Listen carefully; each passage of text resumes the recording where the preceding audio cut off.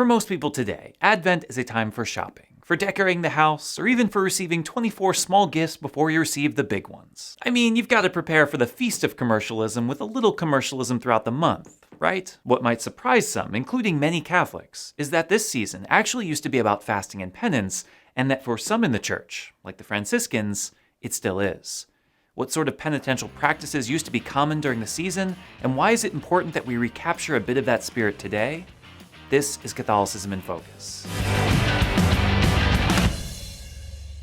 When most people think of a 40-day period of fasting and penance, they think of Lent. But Lent didn't always have the monopoly on this practice. When Advent first began in the 4th century, it was basically Lent 2.0. The reason for this has everything to do with the tremendous influx of converts at this time.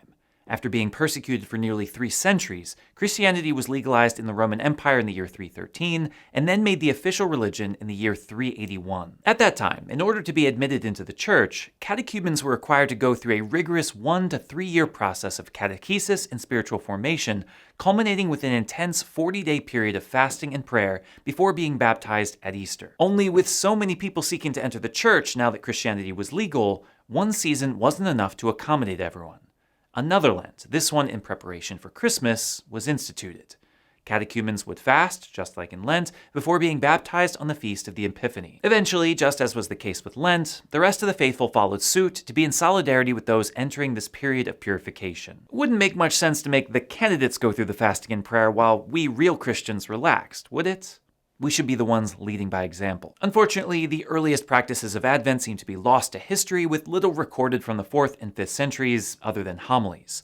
It is not until the 6th century, with St. Gregory of Tours, that we find an account of what may have been required. In his second book of the history of the Franks, he mentioned that St. Perpetuus, in 480, required fasting 3 days a week from the feast of St. Martin of Tours, November 11th, to Christmas, 43 days. In 582, the Council of Macon further solidified this, requiring fasting during the same period, on Mondays, Wednesdays, and Fridays, according to the Lenten Rite, a practice meant not only for monks, but for all the faithful. Somewhat obviously, it would seem, this practice didn't last forever.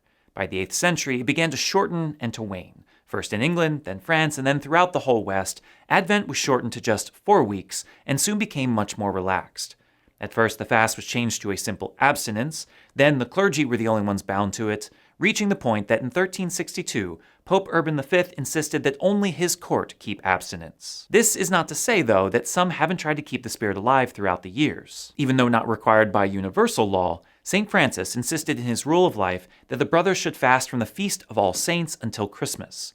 Today, the general constitutions of the order insist that this period be treated as a time of fasting. Long after this practice had all but died out, St. Charles Borromeo wrote to his parishioners in the 16th century, encouraging them to fast on Mondays, Wednesdays, and Fridays during Advent. More recently, we see the bishops in the Western world attempting to rekindle the Advent fast as late as the 19th century. In the Baltimore Manual of Prayer, published in 1889, the Plenary Council of Baltimore required fasting every day during Lent, but also every Friday during Advent. Similarly, Great Britain, Ireland, Australia, and Canada all required fasting on Wednesdays during Advent at this time. Today, there is no law or directive in the Catechism, canon law, or even the United States Bishop's website requiring fasting during this season of Advent, or even referring to it as a penitential season, and so there is no intention here of adding undue burdens that are not required by the Church. Strictly speaking, it is not a penitential season, and so no penance is technically required. But ask yourself, honestly, do we think that the way we prepare for Christmas as a church is working?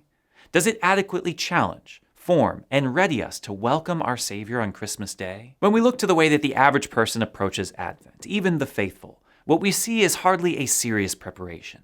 Decorations, shopping, a slight change in liturgy, hardly anything life-altering.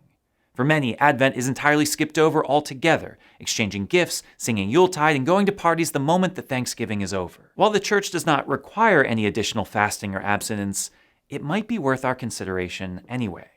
To keep our focus on preparation and away from celebrating too early, might it be worth treating Advent like a little Lent as we used to? Maybe you give something up for 4 weeks as a sacrifice to God. Maybe you take a break from social media and replace it with a few extra minutes of prayer each day. Maybe you donate some money that would normally go to Christmas presents, or volunteer your time to help those in need. Or maybe you do as our ancient brothers and sisters did, and you fast a few days a week. Whatever it may be, I think it is critically important, even if not required by the Church, that we do something to prepare our hearts for this season other than simply going to Mass.